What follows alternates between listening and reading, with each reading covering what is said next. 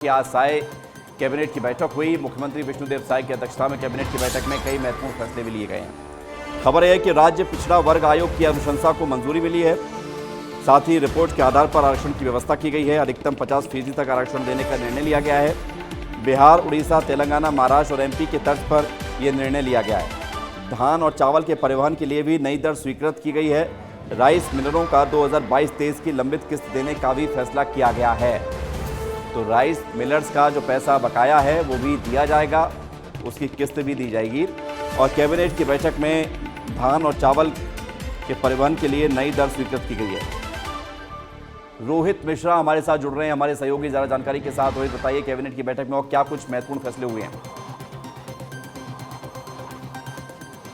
बिल्कुल, देखिए 4 अहम मुद्दे थे जिनको लेकर कैबिनेट में चर्चा की गई और चारों प्रस्तावों को मुहर लगा दी गई है। और सबसे बड़ी इसमें खुशखबरी राइस मिलरों के लिए है, क्योंकि राइस मिलर्स लगातार हड़ताल की स्थिति में नजर आ रहे थे। ऐसे में सरकार ने उन्हें खुश किया है। खुश करने के साथ में जो 2022-23 का मिलिंग की राशि थी समर्थन मूल्य की, उस राशि को द्वितीय किस्त के रूप में जारी करने की जो घोषणा है वो की गई है। इसके साथ ही जो 2022-23, 23-24 और 24-25 पे जो नई दर है उसके लिए नई दर को भी स्वीकृति दे दी गई है। यानी कि मिलर्स को बढ़कर इस बार से पैसा मिलने वाला है। वहीं पे जो द्वितीय किस्त 22-23 की है उसको जारी किया जाएगा। इसके साथ ही जो साबरमती रिपोर्ट को सरकार ने टैक्स फ्री किया था उसको किस मत से देना है इसको लेकर सहमति बन गई है। जीएसटी के जो राशि है उससे इसको सहमति बनाई गई है कि उसकी राशि जो है वो दी जाएगी। इसके अलावा जो चतुर्थ वित्त आयोग की अनुशंसा पर जो एक्शन टेकन रिपोर्ट होती है वो विधानसभा के पटल में रखी जाती है और पटल में रखने से पहले एक प्रक्रिया होती है कि उसे कैबिनेट में मंजूरी दी जाती है। तो उसको लेकर भी कैबिनेट में चर्चा हुई और उसको मंजूरी दी गई।